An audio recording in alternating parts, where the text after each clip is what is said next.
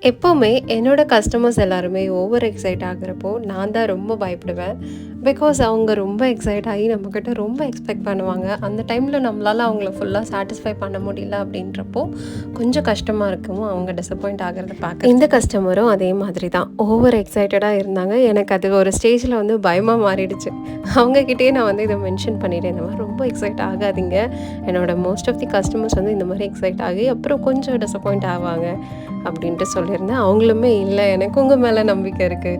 கண்டிப்பா வந்து நான் வந்து இம்ப்ரெஸ் ஆகுவேன் அப்படின்னு சொல்லியிருந்தாங்க. அவங்க சொல்லியிருந்த மாதிரியே நான் வொர்க் முடிஞ்சதும் ஃபோட்டோ சென்ட் பண்ணியிருந்தேன். And she was very much Impress. எனக்கு வந்து இத பார்க்குறப்போ கொஞ்சம் சிம்பிளா தான் இருந்த மாரி இருந்துச்சு. அச்சோ! நம்ம அது இப்படி பண்ணியிருக்கலாமோ, இப்படி பண்ணியிருக்கலாமோன்னு எனக்கு தான் வந்து டிசப்பாயிண்ட் ஆச்சு. கடைசியில அவங்க வந்து ஃபுல்லி சாட்டிஸ்ஃபை ஆயிட்டாங்க.